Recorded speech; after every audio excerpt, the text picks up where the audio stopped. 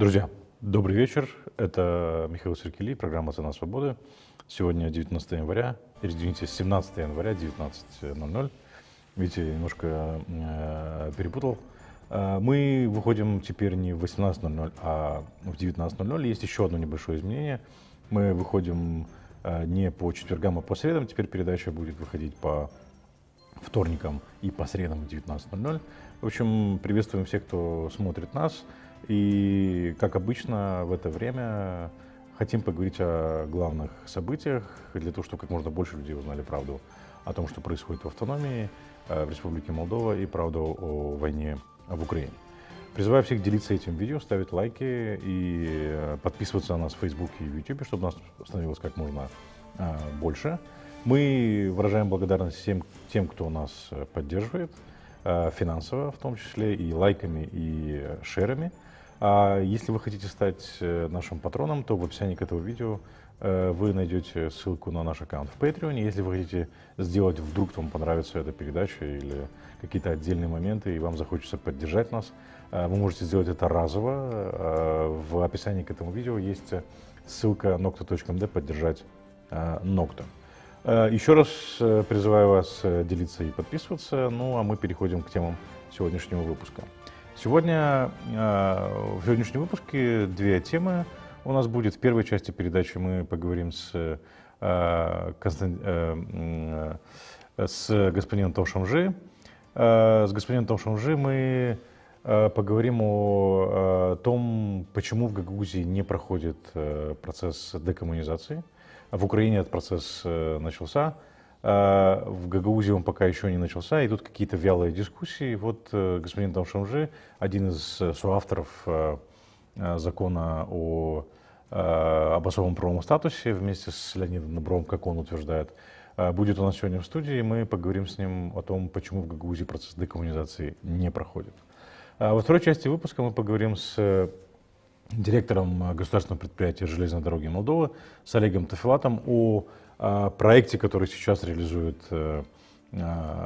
государственное предприятие «Железные дороги Молдовы» по реабилитации или реконструкции железнодорожной ветки, соединяющей Бендеры и порт Джурджулешты по, получается, восточной ветке, которая идет по восточной границе нашей страны. В общем, не переключайтесь, скоро вернемся. Друзья, у нас в студии Константин Петрович Товшамжи, один из авторов или автор закона об особом правовом статусе, один из основателей Камрадского государственного университета. Константин Петрович, здравствуйте. Здравствуйте. Добро пожаловать, рад вас видеть опять у нас в студии. Константин Петрович, вот с вами хотел бы поговорить о таком процессе переименования улиц, названий, топонимов, одним словом, да, в Гагаузии, которое так и не произошло. Гагаузия, по-моему, единственное место в Республике Молдова, где улицы по-прежнему называются старыми советскими названиями. Вот есть попытка начать этот процесс в украинских, в смысле гагаузских селах Украины. И вот сейчас мы наблюдаем какие-то намеки или попытки тоже это сделать в Гагаузии, но это все как-то очень так слабо проходит. Была попытка переименовать улицу Ленина в честь первого президента Гагаузской республики Степана Топола. Потом сейчас идет какой-то процесс установления мемориальных плит на домах, где жили лидеры движения становления Гагаузии. Вот объясните, почему этот процесс избавления, с одной стороны, от коммунистического прошлого и восстановления своей исторической памяти, он проходит так тяжело в Гагаузии? Или вообще никак не проходит? Михаил, никакого избавления не было. Избавление от коммунистического режима, который 70 лет был, никаких изменений не произошло. Мы по-прежнему советские люди, мы по-прежнему почитаем Ленина, мы по-прежнему молимся памятнику Ленина в центре Камрата, мы по-прежнему почитаем наши улицы, улица Котовского, улица Чапаева, улица и так далее, которые ничего общего не имеют с нашими ценностями. Вроде бы то, что происходило в 1937 году, то, что происходило с сталинского режима, вроде бы архивы подняли. Меня, например, возмущает, удивляет тот факт, что вроде архивы уже подняли, уже увидели, кто что натворил. По сути дела, историки однозначно высказывают, что фашистский режим, который был фашистский режим, который был в Германии, немцы извинились, покаялись, раз навсегда выкорчевали. Они совершенно немцы, это другая Германия, это новая Германия. Поэтому она развивается, потому что уже другое мышление. А наше мышление осталось. И я как... Тут стоит отметить, что коммунистический режим и нацистский режим, они, по-моему, приравнены по количеству жертв. 23 августа отмечается. Да нет, Михаил. Значит, Сталин больше нанес вреда человеческих жизней, жертв сталинского режима больше, чем у Гитлера. Но мы сейчас не оправдываем Гитлера ни в коем случае, мы просто сравниваем двух Да, тиранов. это два диктатора, Да. что Гитлер, что Сталин. Но для нас Сталин это богом остался. Ну, поговорите у нас в Гагаузии. Эй, Сталин де варда порядка, Гельсингене у Сталина. То есть это рабская психология. Люди, которые не встали с колен. Нас опустили, Михаил, нас опустили так низко, что мы молимся. И мы по сей день молимся. Вот, тому режиму, который было. А ведь уровень-то жизни один из самых низких. Гагаузия беднейшая, как и Молдова. А почему такое большое сопротивление в Гагаузии? Как вы это объясняете? И не только в Гагаузии, кстати, и в гагаузских селах Украины то же самое, и болгарских селах, и Украины, и Молдовы. Примерно, ну, ситуация одинаковая, вот это отношение. Почему такое большое сопротивление процессу декоммунизации? Мне кажется, что это парадокс, который не поддается объяснению. Вроде бы все, вроде бы есть уже информация, все есть. Почему все это?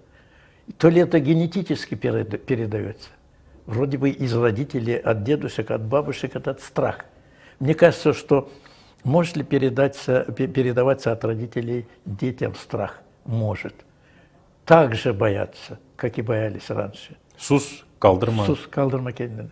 Вот. Да. Поэтому мы долго будем жить в таком состоянии, в котором мы находимся. Главное, не дают ответа. А почему Чехия, Венгрия, Польша, уровень жизни? Они не хотят вернуться назад. А поговорите в Камрате, поговорите у вас, Кирсово, в любом селе. Хорошо бы вернуться. Конечно, обязательно. Молдова же вернулась. Вот первый секретарь ЦК Лучинский. Да, мы голосуем за Лучинского. Он сказал, что опять будет. Потом Воронин. В 96-м году вы имеете? Да. Потом Воронин приходит. Давайте голосуем все Воронина, потому что мы возвращаемся. Куда назад? Он коммунист, опять будем. Опять детям одели галстуки. Я помню, как детям надели красные галстуки. А спросите чехам, спросите венграм, там тоже тот самый социализм. Или прибалтам, да? Или прибалтам спросите. Быть не может. Ни один первый секретарь ЦК прибалтийских республик не стал предлагать себе президента. А в Молдове, и в том числе у нас, что произошло? Не только Воронин пришел там. Кто первым башканом? Михаил, кто первым башканом стал Гагаузии? Секретарь райкома партии. Конечно, Камрадского района, да? Секретарь Камрадского райкома партии. Это наше мышление. Поэтому, когда говорят, почему мы бедные такие, да мы думаем так. Потому что мы не можем идти вперед. Мы возвращаемся назад. Хорошо, вот в связи с этим вопрос. Если бы элиты были другие, ну, в смысле здесь, в Гагаузии, и они бы возглавляли этот процесс, почему они не возглавляют процесс? Потому что они так же думают или потому что они боятся реакции людей? Нет, скорее всего, общественность. Общественность четко сказала. Там баллотировалось, когда закон Гагаузии, Гагаузия в составе Молдовы, кстати, мы с добрым автором являемся этого закона, в 1994 году, вот в 1995 году теперь население Гагаузии будет выбирать башкана, первого лица. Как вы думаете? Не потому, что наша элита гагаузская, мы, патриоты, не хотели выдвинуться. Да, значит, выдвинулись от нас выдвинулся Топал Степан Михайлович и Киндигелян. Кстати, в этом была наша ошибка. Надо было идти одним, надо было хотя бы Степаном Топал идти. Степан Топал не набрал, и Киндигелян не набрал. Кто набрал больше всех? Табунщик. Табунщик набрал, первый секретарь. Ну, во второй тур вышли, по-моему, Киндигелян с Табунщиком. Да. И в конечном счете Табунщик. Не потому, что так люди захотели. Давайте вернемся назад. Мы хотим жить, как в Советском Союзе живут. Тогда должен Табунщик стать башканом. Вот это что произошло. Вот это глубинные причины. Слушай, это было тогда. А вот этот вот процесс переименования улицы, сейчас возвращаясь к нему, от улицы Ленина в честь Степана Топала, первого президента и единственного президента Гагаузской республики, он как-то застопорился на уровне Камрадского муниципального совета. Почему? Вроде как бы уже 30 лет прошло после развала Советского Союза. Но все равно процесс застрял. Почему? Тут как бы и Анастасов, и люди, которые сидят в муниципальном совете, они, ну как бы не сказать, что они люди из прошлого, там очень много молодых людей сидят. 80-го года рождения, где-то даже моложе, которые родились уже не в Советском Союзе, а после развала Советского Союза. Но почему этот процесс не пошел дальше? Почему? Они чего-то боятся осуждения своих избирателей, или они сами еще застряли в том прошлом? Там несколько высказываний. Один из депутатов Народного собрания встает, не хочу назвать имя, и четко называет: если мы сейчас начнем переименовать, значит, как Россия на нас посмотрит? Так подождите, пожалуйста, Ленинград. Уже не Ленинград, они переименовали. Вот мы боимся, а Россия правильно посмотрит на нас, если мы памятник уберем, или улицу Ленина поменяем, тогда мы не пророссийские уже. Я хочу сказать ни в кое время российскому, Михаил, дай мне полминуты объяснить. Таушенджи, вот он, значит, против России, не российского народа. Я против режима. Вот. И почему, значит, я тогда высказался? Да потому что мы сравниваем, мы гагаузы протюркские. Давайте так, кто мы такие? Мы тюркский народ. Вот. И больше всех мы находимся между Турцией и Россией. Как вы думаете, Михаил, кто больше всего помогал и сегодня помогает Гагаузии? Турция или Россия? Ну, Турция, безусловно. Конечно, Турция. Огромные средства вложила Турция. И когда мы кричим «Россия, Россия» и ни слова Турции, например, турецкие друзья мне говорят, потому что не olayı biz yardım ediyoruz, siz Rusya bizi görmediniz mi? Поэтому мы должны относиться и к России уважительно, российскому народу. Мы должны относиться и к турецкому народу. Вопрос не о личности, не о Путине и не о Эрдогане мы говорим о народе, потому что наш язык. Еще один момент я хочу сказать. Самое страшное, что происходит, стирается автономия.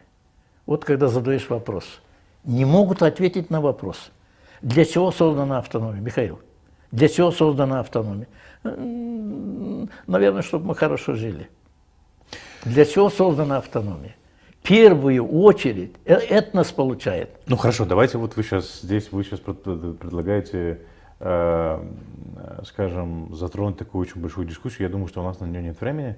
Но у меня есть такая теория. С одной стороны, был Кишинев, который предоставил гагаузам автономию для того, чтобы гагаузы сохранили свою бытность и историческую память. Конечно, конечно. А с другой стороны, была Гагаузия, где хотели, и уже в конце, даже в 1989 году, все это движение за гагаузскую автономию, оно превратилось в сохранение осколка Советского Союза здесь. Потому что гагаузы выступили против развала Советского Союза, поддержали ГКЧП, насколько я помню, участвовали в референдуме. Да. По сохранению Советского Союза. Вся Молдова не участвовала, а только два анклава Приднестровья и Гагаузии участвовали в этом референдуме. То есть фактически уже в 1989 году, если я не ошибаюсь, все движение Гагаузской-Халкы и вообще гагаузское движение из прогагаузского перешло в движение по сохранению Советского Союза. И этим в конечном итоге осколком Советского Союза Гагаузия и осталась в ментальности большинства людей. Поправьте меня, если я ошибаюсь. Вы очень точно ответили на вопрос. Наша попытка де-факто. Мы защищаем русский язык Гагаузии. Не свой язык, а мы защищаем русский язык Гагаузии. Что это дает? А мы похоронили автономию. Мы похоронили автономию. Чего мы хотели? Мы хотели с самого начала, когда мы с Давровым писали этот закон, там 3 языка. Но единственное, мы ставили там запятые. Русский государственный язык должен быть, и государственный язык, русский государственный язык, 3 языка должны быть, и гагаузский язык. То есть вы их приравняли, по сути? Но мы должны были сказать, что равными долями 30% на русском языке, 30% на государственном, 30% на гагаузском. Если наши дети будут знать 3 языка, у них откроются двери. Наши студенты, заканчивая, они не могут устроиться на работу, они плохо знают государственный язык. Они не знают гагаузский язык, наши дети. Они не могут в Турцию поехать. Вот почему, чего мы хотели, чего не получилось. Мы похоронили автономию. Сегодня, Михаил, публично хочу сказать, со всей вероятностью, с уверенностью хочу сказать о том, что и нашим телезрителям, твоему каналу, у нас сегодня нет автономии. Ее отобрал не Кишинев. Нет, есть некий район. Вот и все. И тут вопрос, кто виноват? Кишинев ее не отбирал, она как есть, так и есть на бумаге, нет? Когда нам говорят, значит, от нас забрали. Пришли, арестовали Башкана и забрали, да? От нас. Мы отдали все. Начиная с 94-го года. Отдали кому вопрос? А нам не надо автономия. Нам лучше всего трансферты получить оттуда. Легче всего. И поэтому первый секретарь ЦК Камраты, Башкана Камраты, и президент, скажем, страны, они часто встречаются, чтобы легко работалось и так далее, чтобы не было лишних проблем. Это в экономике. В языке то же самое. Зачем мы сейчас этим гагаузским языком? Нужно нам этот гагаузский. Давай как раньше было. Ничего не изменилось. Мы советские остались. Есть маленький советский островок. И если бы, я извинился бы сегодня, если бы благодаря вот этому островку мы живем очень высоко, такие как Венгрия, Чехия и так далее, у нас уровень хороший. Но именно мы бедными стали. Мы экономически бедными. У нас уезжают люди из Гагаузии. Одна беднейшая Гагаузия. Мне жалко, конечно, что наши мечты гагаузка не сбылись. Мы похоронили гагаузский язык окончательно, мы похоронили нашу экономику и мы похоронили наш статус. А все ли в Гагаузхалка мечтали об этом? Было несколько... Потому что некоторые лидеры, бывшие лидеры Гагаузхалка, они сейчас очень хорошо продвигают пророссийские лозунги и зовут Россию сюда. Мы видим, они советники в Народном собрании. Мы не знали тогда, когда заседал Гагаузхалка, когда были съезды, мы получаем университет. Мы создаем свой университет. У нас будет своя автономия. Тогда чуть не свой премьер-министр, свой президент и так далее, и так далее. Мы тогда не знали, что несколько наших коллег тогда окончательно перешли в ту сторону, вот окончательно, и нам, оказывается, не надо ни язык, гагаузский язык, нам ничего не надо. Нам просто нужно сохранить, чтобы мы остались советскими, которые как и были. Если бы, Михаил, если бы мы вернулись назад и жили бы хотя бы как в Советском Союзе, чтобы люди работу нашли, как раз и работы не было. То есть мы получились в болото. Значит, вперед мы не пошли, назад тоже не вернулись. Мы оказались в болото. Вот это сегодня самая трагедия. Поэтому я все-таки остаюсь оптимистом. Да, я сегодня впервые презентую, дам гласность о том, что есть выход. Какой? Есть выход. Выход мы нашли, политический кризис. Помните, когда противостоим, вот война будет. А мы нашли выход. Нашли инструмент, который решит эту проблему. Этот инструмент называется Гагаузия, Гагаузия, автономно-территориально, автор Тавшанжи Добро. Вы знаете, как в жизни, когда двое дерутся и третий хочет разминуть, кому достается больше всех? Не знаю, кому. Кто разменяет. Его бьют слева и справа. Нас били из Кишинева и нас били из Камрата. У нас отдельная Гагаузская республика, какой там, значит, и так. Но, ребята, там Приднестровье, 1500, Михаил, я помню эту цифру, 1500 погибло. Там 14-я армия. А наша задача защитить наших парней. И мы решили эту задачу. Сейчас экономический кризис. И теперь мы беремся решения этого. Мы берем на себя ответственность. Есть группа экономистов Камрадского университета, есть практики, есть в Народном собрании наши сторонники.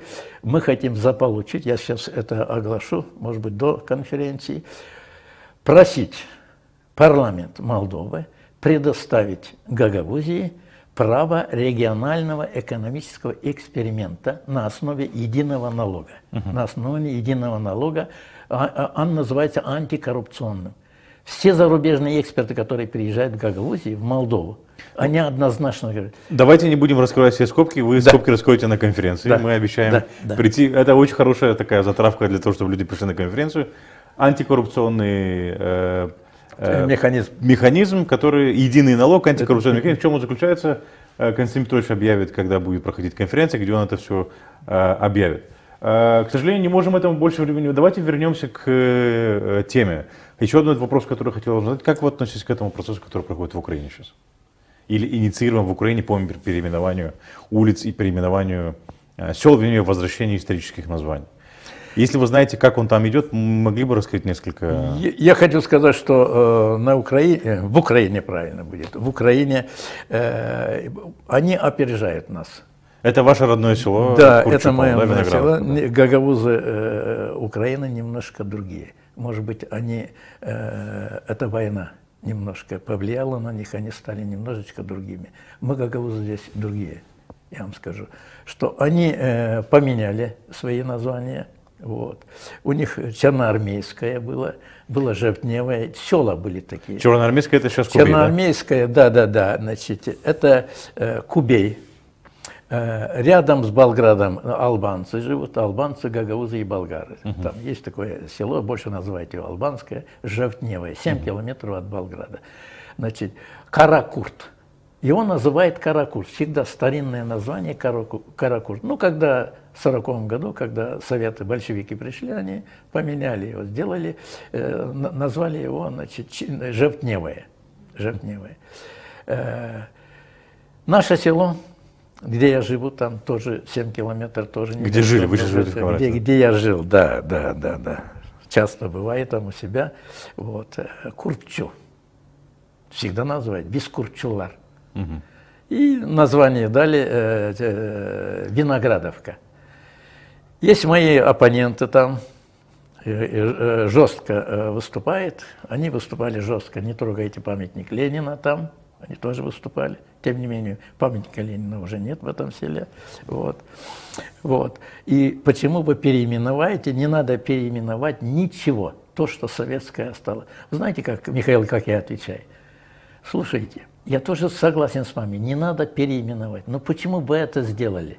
Что мы сделали? Не вы, а ваши. В 1940 году приехали. Но назывался же Курчу. Назывался же Каракурт, села. Почему? В одном случае вы переименовали его Жовтнево, это вы переименовали, а потом Курчу. Ведь смотри, Михаил, все-таки дух остался. Когда собираются мои земляки, они не говорят, значит, без Виноградовкылар, даже язык не переводится, без Курчулар. Вот.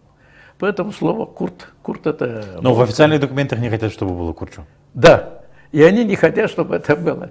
Я думаю, никуда не денутся, это называется большинство. Большинство, которое живет старым сознанием, старое советское сознание, старое большевистское сознание. Мне кажется, что со временем молодежь все-таки другая. Вы знаете, один пример, когда часто. Я встречаюсь, старше тебя, наверное, людей лет под 40, 50, наверное, и делают такой вывод, люди моего возраста. Смотрите, как они мыслят. Есть у меня два друга, не хочу фамилии, я уважаю, у меня хорошие друзья, хорошие люди, и как они мыслят, они по-своему правы. Один жил в Америке, как жил в Америке, дочка выехала в Штаты, так, в Америку. Там вышла замуж и живет там и так далее. Родители едут туда. Навещать. Это было лет 5 назад, наверное. И они возвращают. Вот у них мнение создалось. Вот Россия, вот уровень жизни России намного выше. Это Америка, это загнивающая Америка и так далее, и так далее. Я задаю вопрос. А почему дочка не выехала в Владимирскую область, а поехала на некий штат? Другой мой хороший приятель, хороший товарищ, он однозначно яро. Значит, Россия встанет. Россия и Путин – это все, это наши кумиры. Россия, Путин – это наш кумир. А где дочка твоя? А дочка в Англии. Дочка в Англии. Поэтому рано или поздно у одного где-то в Америке сын или дочка, у кого где-то на Западе и так далее. Молодежь сейчас видит другую жизнь, другую реальность. А мы живем... Вы знаете почему? Не потому, что он мыслит, так ностальгия. Я тоже вспоминаю брежневский период, я знаю свои счастливые студенческие, мне так хочется вернуться в студенческую жизнь. Потому что вы были молоды, да? Да, еще мы молоды, да. Поэтому это пройдет, эта болезнь пройдет, я так думаю. И со временем все-таки, значит, будет написано. Хорошо, коротко прогноз, когда в Гагаузии начнется этот процесс? Если начнется вообще. Какой процесс? Избавление от коммунистического прошлого, декоммунизация. Ох, какой сложный вопрос. Если бы я знал ответы на это, то... Вы говорите, что вы смотрите оптимистично, просто хотелось бы обозначить какие-то сроки, если это возможно. Я думаю, что вот это поколение, все-таки я работаю студентом, я ТП университета, все-таки наши дети лучше, чем мы. Хотя мы говорим, что дети не те пошли и так далее. Они меньше лезут в эту политику. Они меньше, они более практичные и лучше мыслят. Я думаю, все-таки вот это новое поколение, которое идет, я думаю, что с их помощью, вот, и они лучше понимают эти вещи. Я думаю, что мы все-таки вылечимся от сталинизма. Это болезнь, вы понимаете? Мы болеем этой болезнью, и вся Гагаузия болеет. 20-30%. Я нахожу моих единомышленников, Михаил, я нахожу 3-4 человека по команде, с кем я могу говорить. Вот на твой канал иду с удовольствием, мне с удовольствием Спасибо, ждем вас здесь всегда. беседовать. Вот. А остальных, которые первым словом, когда задают, когда говорят о любовь к Путину, ну, я тоже уважаю этих президентов, но когда я вижу, как бомбят Украину, это мои друзья в Одессе, я думаю, ну разве можно так? Разве бомбить можно жилые дома? Два православных. Вот давайте сравним. Вот Франция и Германия. И тоже воевали. Значит, у них ментальность выше, сознание. А здесь два православные, Россия. Конечно, больно смотреть. Украина моя родина. Вот я как смотрю, как все это происходит. Как можно не видеть все это. Поэтому я очень рад моему земляку, через тебя я познакомился, Иван Капсамон. Да, у него день рождения, кстати, поздравим его с днем рождения. Да. Значит, прими мои тоже искренние поздравления. Я рад, что мой земляк очень правильно мыслит, такой парень, который находится на уровне. И, кстати, его предложение я приветствую. Он, кажется, предложил даже улицы в нашем селе переименовать. Ну, представьте себе, есть верхняя улица у нас, называется Чапаева. Что отношение? Какое отношение Чапаев имеет к Чапаев? Курчу. И он предложает Каракаш Илья Иванович. Кстати, я вам скажу, Каракаш Илья Иванович, старшее поколение знает, камрадчане знают, он приезжал в свое время с Одессы, и именно 19 августа, когда нужно было, он приехал как кандидат юридических наук, ученый-юрист, и Иван Капсамон как раз и предлагал одну из улиц в нашем селе назвать улица. Илья Иванович ушел в иной мир, поэтому он вложил очень много сил и энергии, чтобы состоялась наша автономия. Но вы не знаете процесс, результаты голосования там? По-моему, там должно было быть голосование. Я не знаю, как голосование пройдет там.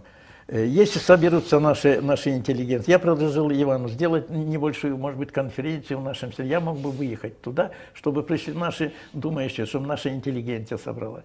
Ну, что ни говори, но более образованная часть, они лучше видят. Если бы собралась вся наша интеллигенция, и чтобы мы могли сделать одну конференцию. На эту тему? Да. Я думаю, что рано или поздно все-таки переименование Лед тронется. Лед тронется, произойдет. У нас нет другого выхода. Константин Петрович, я благодарю вас, что вы пришли к нам. Не забудьте 11, да, по-моему, февраля? 11 февраля пройдет международная, значит, конференция Камрадского университета. Камрадский университет каждый год 11 февраля отмечает свои годовщины. Почему я говорю? Потому что один человек не сможет. Мы должны объединиться, Михаил, все. Правые, левые, можно терпимо относиться к нашим сталинистам. Их вина, это наши родители, это наши близкие. Поэтому нам надо сейчас всем объединиться, поддержать вот этот проект, заполучить, как мы получили автономию в 1994-м, заполучить от парламента Молдовы право на проведение экономического регионального эксперимента антикоррупционного. Вот в чем суть этого эксперимента, я вас всех предлагаю следить за конференцией 11 февраля в Камрадском государственном университете, где Константин Петрович и его коллеги раскроют детали этого проекта. Константин Петрович, спасибо большое, что пришли к нам, поделились своими мыслями, ждем вас еще. Спасибо вам, что вы пригласили, и дай Бог, чтобы мы вместе общими усилиями могли разрешить сложную сегодня экономическую проблему. Спасибо большое. Друзья, у нас на связи по скайпу Олег Тефилат, директор железных дорог Молдовы. Господин Тефилат, здравствуйте, слушатели в студии. Здравствуйте. Давно не встречались в эфире. Да, давно мы с вами не виделись. Мы с вами виделись до этого в другой передаче «Регионал», сейчас «Цена свободы». Господин Тефилат, прежде всего благодарю вас за то, что пришли к нам в эфир. Я бы хотел с вами поговорить по поводу модернизации, которая сейчас проходит, в частности, железнодорожное полотно, которое проходит через Гагаузию. Недавно видели пост в Фейсбуке, сделал министр Спину. Но перед этим как бы не могу не задать вопрос по поводу обысков, которые проходят в железной дороге Молдовы. Что вы скажете по этому поводу? В чем причина и как вы это прокомментируете? Ну, формально я даже не знаю, в чем причина. формально я даже не знаю, о чем я могу говорить или нет. Фактически я могу сказать так. На ЧФМИ нет никакого места для хищений, коррупции и других несоответствий с законом. Мы максимально открыты для конструктивного сотрудничества со следственными органами, и мы ждем от них результатов. То, что у нас будет много работы с разными следственными органами на ближайшие годы, это однозначно. И поэтому новости по такому поводу по железной дороге еще будут, и дай бог будут и результаты. Ну, я так понимаю, что это связано с тем наследием, которое досталось вам от предыдущего руководства железной дороги, я правильно понимаю? В какой-то степени, да, но в целом, пока я не получил официального, как сказать, я лично не получал ничего официального. Понятно. Кроме того, практически весь день сегодня я отсутствовал, потому что я был в одном министерстве, в другом министерстве, и только вернулся, поэтому не хочу говорить ничего не подготовленного. Это точно мне точно не предъявлено никаких претензий. Это точно не касается непосредственно меня. А во всем остальном мы разберемся. И я могу точно сказать, что мы совершенно открыты для сотрудничества со следственными органами. Окей. Спасибо большое за комментарии. Теперь давайте перейдем к теме сегодняшнего выпуска. Я, в принципе, пригласил вас для того, чтобы поговорить об этом проекте. Вот этот проект, недавно появилась информация, фотография у вас на страничке у министра Спину, о том, что ведется ремонт железнодорожного полотна, допустим, в районе станции Этуле. Скажите, пожалуйста, что предусматривает этот проект и какова его цель конечная? Я скорректирую, эта станция не Этуле, а Басарабяска. Басарабяска, извините, да. Но это ветка, которая ведет на Этулю, я правильно понимаю, да? В принципе, да, но ремонт будет продолжаться до Джурджулешт и включает в себя даже работы по модернизации станции Джурджулешт. Поэтому правильно будет это модернизация железнодорожного коридора Тегина-Джурджулешт. А еще одна маленькая поправочка. На самом деле фотографии и пост – это авторство министра Спину, или, по крайней мере, оригинал исходит от него. Я его распространил, Вы репостнули, да, грубо говоря, чтобы подчеркнуть свою признательность министру Спину за его усилия по продвижению этого проекта, потому что проект был практически на грани полной остановки в 2021 году. Но благодаря тому, что новый министр Спину взялся очень серьезно за это дело, мы провели через парламент все, что надо было для того, чтобы его возобновить и запустить. Теперь об чем этот проект? А если можно здесь, вы могли бы раскрыть детали, почему он был на грани срыва? Давайте мы расскажем, об чем проект, да, а потом мы перейдем на грани срыва. Да, давайте так.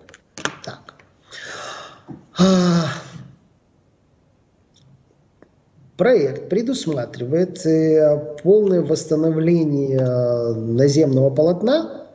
Проект предусматривает полное восстановление линий связи, модернизацию станции Джурджулешт.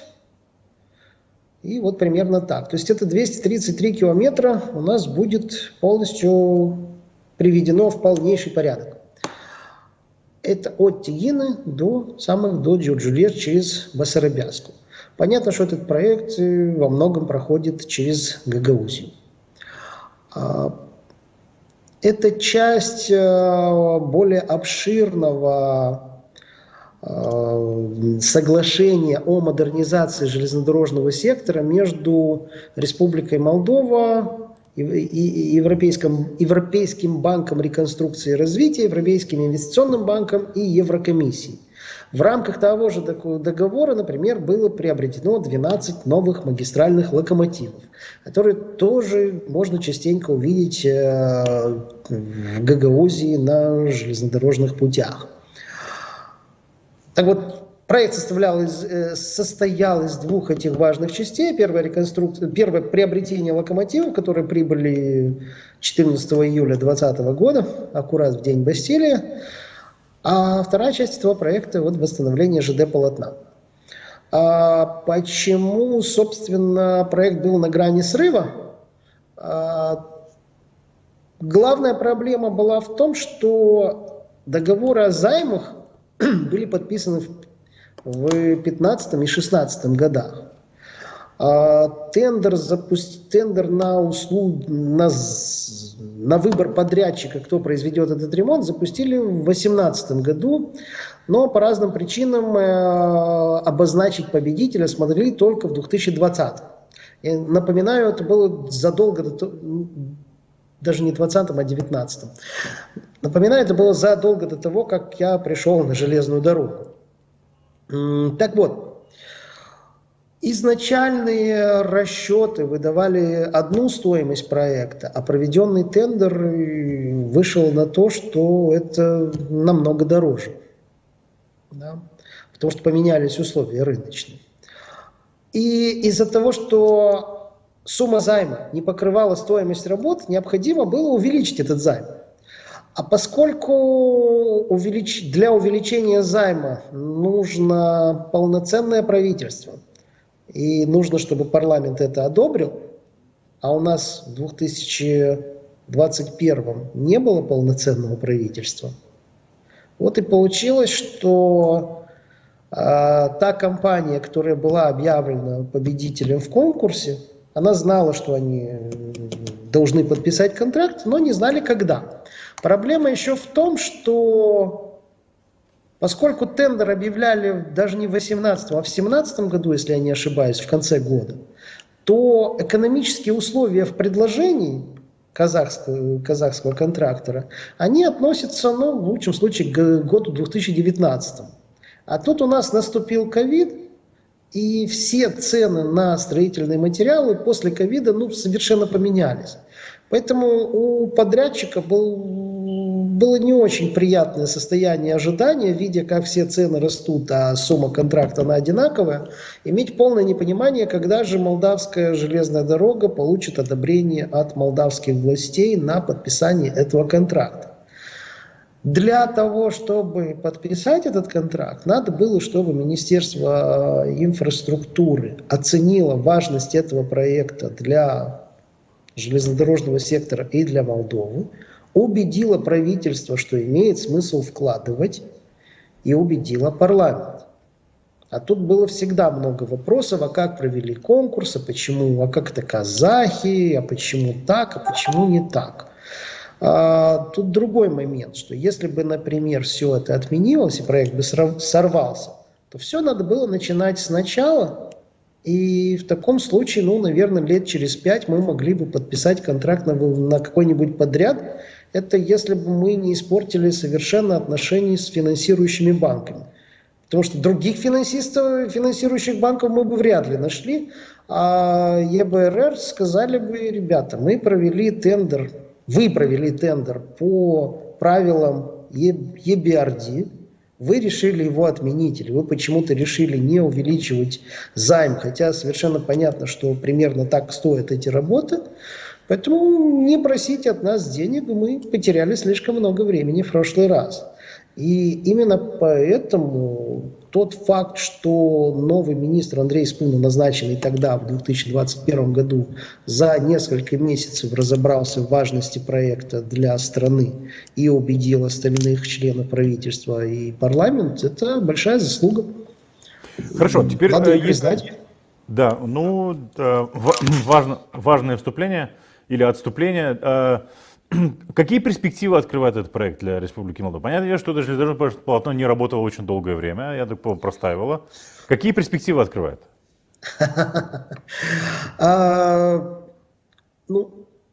Этот железнодорожный путь все время эксплуатировался, он и сейчас эксплуатируется. Да? По этому коридору ходят все составы на Рене, например. Ходят все международные перевозки на Галац или на Джорджу-Лешт, если на то пошло. По нему не ходят пассажирские поезда, но в том, что касается товарных поездов, там очень большой трафик. Этот коридор был выбран как самый важный для транзитных грузов, поэтому выбраны французскими экспертами, кстати. Поэтому было решено начать именно с него реабилитацию железнодорожной инфраструктуры всей Молдовы. Если мы говорим за перспективы, внедрение этого проекта позволит безбедную эксплуатацию еще лет на 25 без проблем этого коридора. И это означает, что мы можем спокойно планировать свое будущее. И в целом мы должны посмотреть, чтобы всю остальную инфраструктуру по стране мы привели в такой же порядок. Хорошо, а что касается пассажирских перевозок, станет ли, скажем так, проезд из Камрата, допустим, до Кишинева по железной дороге быстрым или скоростным в результате этого проекта? Ну, я просто иногда поворачиваю голову к карте. Если мы посмотрим на железнодорожную карту... Да, попросим наших коллег выдать карту, если можно. Да, чтобы, продолжим при этом, да, разговор. Да, просто путь от Тегины до Басарабяски, он не проезжает через Кишинев. Ну, раньше был поезд Камрат-Кишинев. Там, правда, 5 часов он, получается, занимал. Всю ночь нужно было добираться до Кишинева с Камрата. Но вот хотелось бы, чтобы в Республике Молдова появился скоростной железнодорожный транспорт. Поэтому я и задаю этот вопрос. Охотно верю, но это касается совершенно других проектов. Согласно этого проекта, скорость движения пассажирских поездов сможет достичь максимальной скорости 120 км в час, а товарных поездов 100 км в час. Это далеко до скоростных, и все равно это не сильно интересно для Камрата. Почему? Потому что просто железнодорожное расстояние из Камрата до Кишинева гораздо больше, чем автомобильное расстояние. И кроме того, этот участок, он не очень-то... То, что мы ремонтировать будем, не очень-то относится к сегменту Камрат-Кишинев.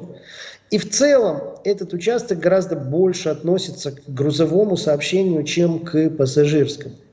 Это не значит, что у нас нет планов на пассажирские перспективы. Это значит, что просто это другие проекты. Хорошо, а чем отличается вот эта ветка от той ветки, которая проходит, опять же, через Камрат, через Буджак, Кантемир и дальше на Джурджулеш? Потому что есть еще одна ветка, потому что по югу идут две ветки. Одна ветка от Бессарабки туда на Чедрлунгу вниз, и другая ветка, получается, по западной, по реке Прут. Почему, в чем разница и предусматривает проект ремонт в том числе и той ветки? Нет, этот проект предусматривает ремонт исключительно от Бендер до Джурджулеш через Басарабяску и Тулию. А в том, что касается другой ветки, это опять-таки должен быть отдельный проект и с отдельным технико-экономическим обоснованием. Если честно, я не думаю, что имеет смысл держать две очень качественные ветки параллельно, но для того, чтобы решать, как это лучше сделать, это все-таки вопрос даже не до железной дороги, а это совместно с министерством. Вот у нас карта, по-моему, коллеги выдали на... Да. Скажите, Да, пожалуйста. По сути, если мы посмотрим вот из Басарабяски, я не знаю, как мы можем по карте, если видно, не видно, если я курсором двигаю, от Бендер, Каушена, Кайнарь, Басарабяска, а дальше Кириет, Чедрлунга, Тараклия, да? Тараклия, Этулия, Рени, Джурджулеш. Хорошо, а вот эта ветка, которая сейчас ремонтируется, она, в принципе, несколько раз пересекает границу с Украиной. Да. И как этот вопрос решается? Можете объяснить? Мы обсудили с Укрзалезницей первый раз вопрос о 3 участках, которые проходят по Украине. Первый раз мы обсудили это еще в июле 2021 года, задолго до войны. Это было мое первое знакомство с Укрзалезницей, буквально 1,5 месяца, как я был назначен, чуть больше, чем 1,5 месяца.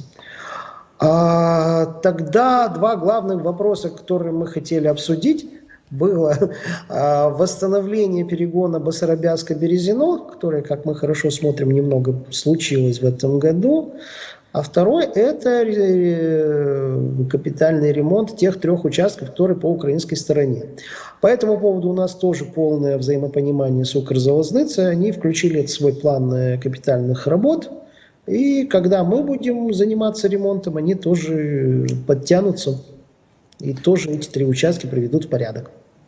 Хорошо, а вот это сотрудничество и процесс европейской интеграции как-то повлиял на это? Потому что с чем связано вот это вот ускорение сотрудничества и нахождение взаимопонимания с Укрзалезницей и с украинской стороной в последнее время, которое мы наблюдаем, если могли бы раскрыть? В принципе, мы неплохо взаимодействовали с Укрзалезницей и до войны, а после войны мы совершенно понимаем, что мы должны слаженно действовать. Для нас важно, что это позволяет нам удержать свои доходы в порядке, а для Украины это важно, мы становимся важным транзитным коридором, потому что мы помогаем братскому народу Украины сражаться за свою свободу. Транзитный вы имеете в виду для доступа к дунайским портам, да? Я правильно понимаю, да? Или... В первую очередь, да, но и для доступа к Констанце тоже. Хотя, по большому счету, наше главное конкурентное преимущество как транзитного коридора – это доступ к дунайским портам. Хорошо, а вы сказали про вот ту другую ветку, которая идет вдоль прута. Ее, по-моему, проект, был при правлении господина Воронина, если я не ошибаюсь. Вы говорите, что в принципе нет смысла в нем служить. Так что, эта ветка сама по себе исчезнет или нет? Извините, я не говорю, что нет смысла. Я говорю, что надо подумать над смыслом. Да? Значит, во-первых, там случился оползень возле села Волень. Оползень примерно длиной в полкилометра, а по вертикали 5-6 метров. То есть просто полотно опустилось. Бабах! Представляете себе, что такое полкилометра? Ну, это много, да. Да, а 5-6 метров по вертикали. То есть вот просто земля на 5-6 метров вместе со всем полотном опустилась. Это большая геологическая проблема, наверное, потому что мы не знаем, можно ли туда выпускать составы или нет. Проблема еще в том, что это все прямо рядом с такой речкой, как Прут, которая понемногу, буквально через несколько километров, там втекает в такую речку, как Дунай, которую снабжают водосистему нескольких десятков городов. Ну и кроме того, если там произойдет слив каких-то опасных грузов, то мы станем известными на региональном уровне, но может быть даже и на континентальном. Да? Это первое. То есть вопрос, что делать с этим оползнем, это очень серьезный вопрос. Кроме того, состояние путей между Кахулом и Кантемиром, оно отвратительное, и оно требует серьезных вложений. Особенность этого коридора, как мы его называем, западный, Джурджулеш, Кахул, Кантемир, Камрад, в том, что он был когда-то сколочен в режиме мобилизации. Для каких-то военных целей было нужно. Особенно речь идет об участке Кантемир-Кахул. То есть без проекта и на очень подручном материале. Поэтому его даже нельзя сравнить с тем коридором, который мы сейчас реабилитируем. Вопрос о смысле, он должен быть рассмотрен на более высоком уровне, чем железная дорога, потому что это дело государственной важности.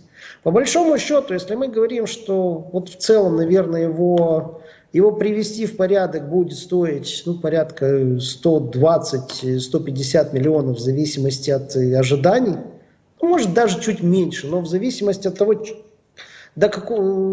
какую модернизацию мы там ожидаем, то вопрос в целом будет, а имеет ли нам смысл столько вкладывать в это, если по большому счету нам важна связь между Джурджулеш и Кишиневым, и нам важно в таком случае хорошо договориться с Украиной по поводу транзита грузов от Джурджулеш до Кишинева, а 100 миллионов можно вложить в куда более нужные проекты.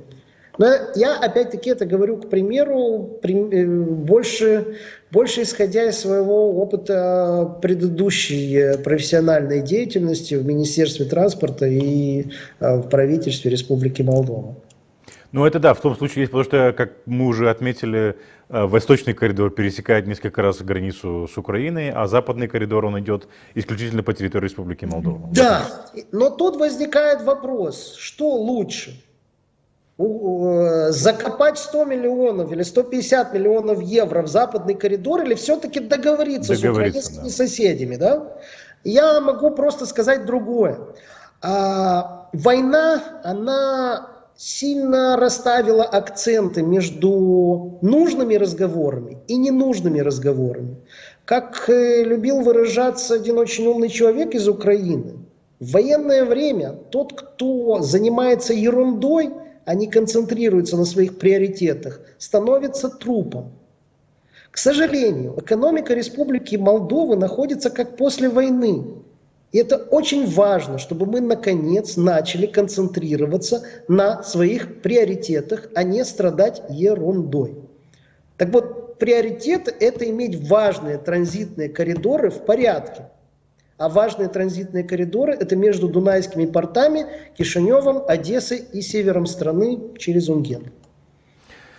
Господин Тайфулат, на этой позитивной ноте, важной ноте, я благодарю вас за то, что пришли к нам, прокомментировали ситуацию, ждем вас еще.